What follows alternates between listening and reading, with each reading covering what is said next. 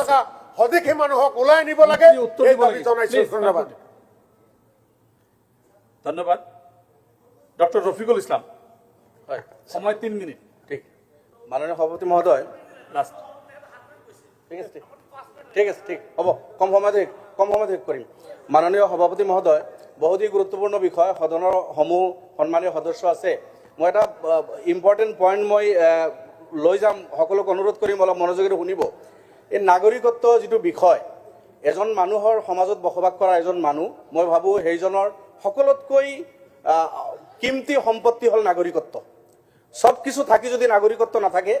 সেইজন মানুহৰ কোনো মান সন্মান নাই সেইজন মানুহৰ কোনো অস্তিত্ব নাথাকে গতিকে এজন বৈধ ভাৰতীয় এজন বোনাফাইড সিটিজেন ইণ্ডিয়ান সিটিজেন যেতিয়া বিদেশীৰ নামত চিনাক্ত কৰি তেখেতৰ নামত কেছ চলে এইজন মানুহ যে কিমান ডিপ্ৰেশ্যনত যায় কিমান সমস্যাত থাকে আৰু বিশেষভাৱে ভাষিক সংখ্যালঘু আৰু ধৰ্মীয় সংখ্যালঘু এই দুটা সম্প্ৰদায় অসমৰ এই মেটাৰটো আমি ফেচ কৰি আছোঁ আৰু সৰু সৰু কিছু জনগোষ্ঠীও এই সমস্যাত তেখেতসকলেও জৰ্জৰিত কিন্তু মাননীয় সভাপতি মহোদয়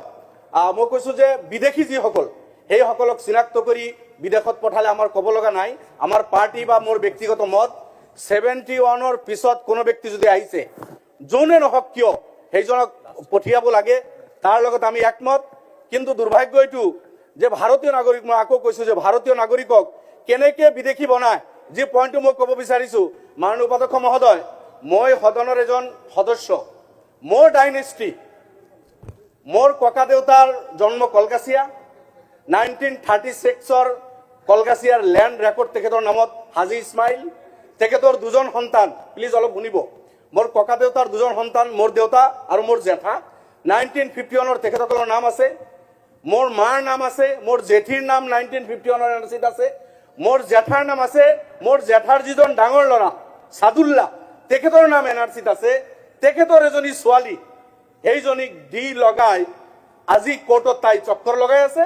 বৰপেটা কোৰ্টত গৈ তাইৰ নামত আপোনাৰ ফৰেনাৰ কেছ চলি আছে তাই গৈ আছে জি ডাইনেষ্টিৰ হয় জি ডাইনেষ্টি মাননীয় উপাধ্যক্ষ মহোদয় কলকাছিয়াত 1932ত ইষ্টাব্লিছ হোৱা প্ৰাইমাৰী বিদ্যালয় মোৰ আটা বনাইছে সেই ডাইনেষ্টি সেই ঘৰৰ ছোৱালীৰ নামত মোৰ লগত একেলগে স্কুলত গৈছিল সেইজনী ছোৱালী ঘৰত কাম কৰা ছোৱালী কোনোদিন বাহিৰৰ টাউন বজাৰত নাযায় তাইৰ নামত নোটিছ দি বৰপেটা কেছত কেছ চলাই থকা হৈছে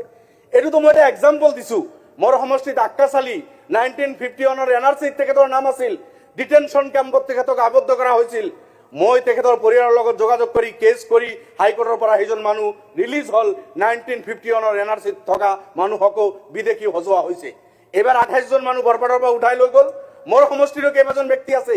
যিসকলক মই ব্যক্তিগতভাৱে জানো সেইসকলৰ মা দেউতাৰ এনআৰচিত নাম আছে এইসকলৰ নিজৰ ভোটাৰ লিষ্টত নাম আছে পৰিয়ালৰ ডাইনেষ্টিত যদি 100জন মানুহ আছে 99জন ভাৰতীয় মাজৰ পৰা এজন মানুহ বিদেশী কেনেকৈ হয় 5জন ভাই ককাই আছে 4জন ভাৰতীয়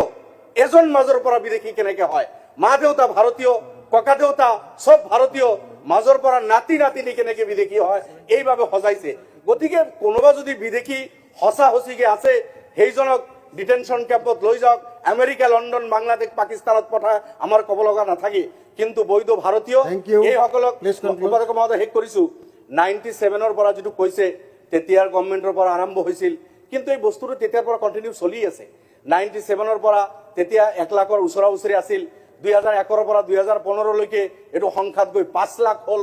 তো এই যে সমস্যা মই কোনো চৰকাৰ যি গ'ল মই সেইসকল ব্যক্তি এতিয়া নাই আজি এজিপিও হয়তো তেখেতসকলৰ মন আছিল জন্ম হৈছিল বিদেশী খেদিম বুলি কিন্তু কাৰ আগত তেখেতসকলেও মানি ল'লে আমিনো কি কৰিম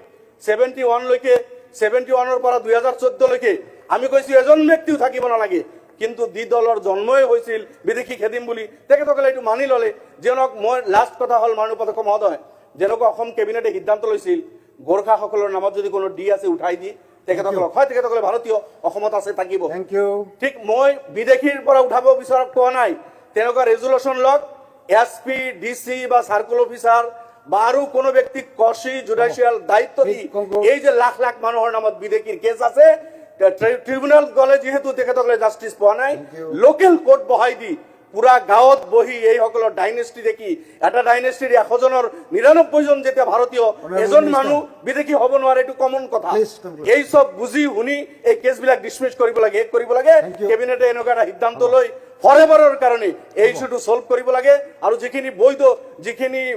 অবৈধ বিদেশী সেইখিনিক বিতৰণ কৰাৰো ব্যৱস্থা কৰিব লাগে আমি সেই সকলৰ লগত নাই বাকি থাকিল ডিটেনশন কেম্পৰ কথা কৈছে মই এইটো ৰিপিট নকৰো বৰ দুৰৱস্থা Honorable Minister. ডিটেনশন কেম্পত আবদ্ধ থকা এই Please ব্যক্তিসকলক